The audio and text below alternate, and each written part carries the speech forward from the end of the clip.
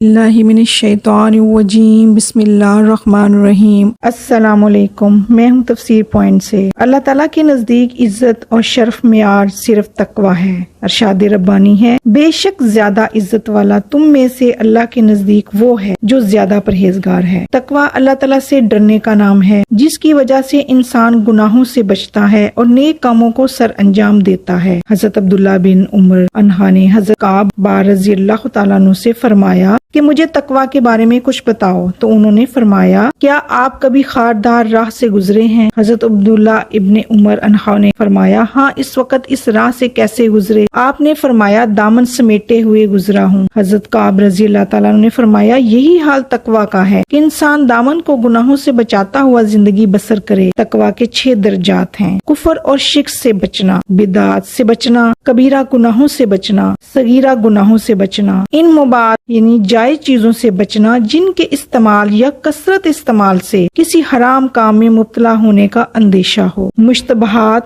وہ چیزیں جن کا حلال اور حرام ہونا واضح نہ ہو، ان سے بچنا۔ جی ناظرین، اب ہم سورۃ بقرہ کی آیت نمبر 55 اور 56 کا ترجمہ اور تفسیر بیان کرتے ہیں۔ وَإِذْ قُلْتُمْ يَا مُوسَىٰ لَن نُّؤْمِنَ لَكَ حَتَّىٰ نَرَى اللَّهَ جَهْرَةً فَأَخَذَتْكُمُ الصَّاعِقَةُ وَأَنتُمْ تَنظُرُونَ ثُمَّ بَعَثْنَاكُم مِّن بَعْدِ مَوْتِكُمْ لَعَلَّكُمْ تَشْكُرُونَ۔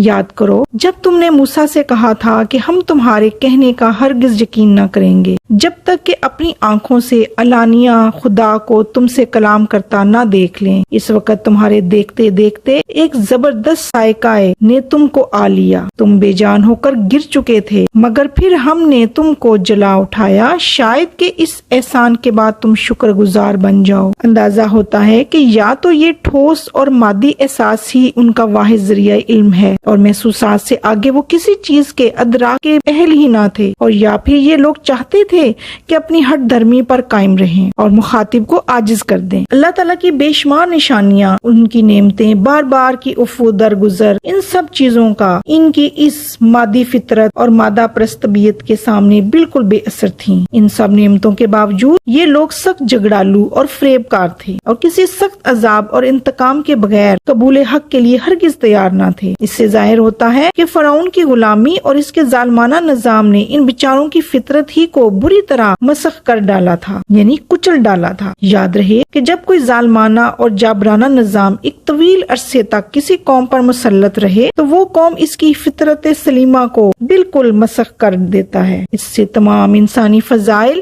اور اچھی عادات ایک ایک کر کے ختم ہو جاتی ہیں۔ غلامی سے انسانیت کی بنیادی فضائل اور اساسی عناصر ضائع ہو جاتے ہیں اور اقوام کے اندر غلاموں کی معروف اور گھٹیا صفات و عادات پیدا ہو جاتی ہیں۔ ایسے لوگوں کی عادت یہ ہوتی ہے کہ جب ان کے سروں پر ڈنڈا مسلط ہو تو وہ رام ہو جاتے ہیں، اور جو ہی وہ آزاد ہوتے ہیں اور آزادی کے سائے میں قوت اور آسائش پاتے ہیں تو آپے سے باہر ہو جاتے ہیں، جنوں کی سی سرکشی کرنے لگتے ہیں۔ یہی حالت تھی بنی اسرائیل کی جو آج تک اس پر قائم ہے۔ یہی وجہ ہے کہ وہ ایسے کفریہ کلمات کہتے کہ ذلت و گمراہی کے گہرے گڑھے میں جا پڑتے تھے، جیسے وَإِذْ قُلْتُمْ يَا مُوسَىٰ لَن نُّؤْمِنَ لَكَ حَتَّىٰ نَرَى اللَّهَ جَهْرَةً۔ یاد کرو جب تم نے موسیٰ سے کہا تھا کہ ہم تمہارے کہنے کا ہرگز یقین نہ کریں گے جب تک کہ اپنی آنکھوں سے علانیہ خدا کو تم سے کلام کرتا نہ دیکھ لیں۔ یہی وجہ ہے کہ ابھی وہ پہاڑ پر ہی تھے کہ اللہ تعالیٰ نے انہیں ان کے اس کافرانہ رویے کے بدلے یہ سزا دی۔ فَأَخَذَتْكُمُ الصَّاعِقَةُ وَأَنتُمْ تَنظُرُونَ۔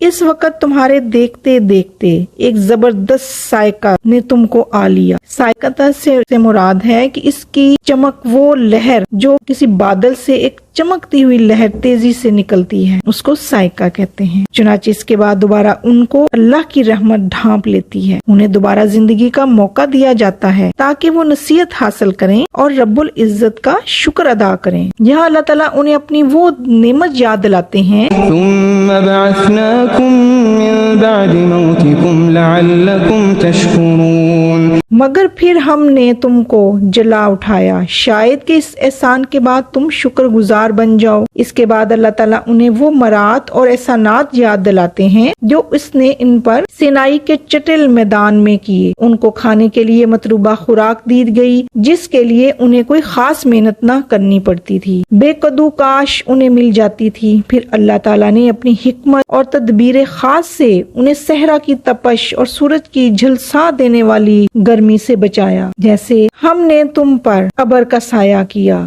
جی ناظرین، اس کے ساتھ آیت نمبر 55 اور 56 کی تفسیر مکمل ہوئی، اور اللہ تعالیٰ سے دعا ہے کہ اللہ تعالیٰ ہمیں قرآن پاک کو پڑھنے، سمجھنے اور اس پر عمل کرنے کی توفیق عطا فرمائے۔ آمین ثم آمین۔ اجازت دیجیے، اللہ حافظ۔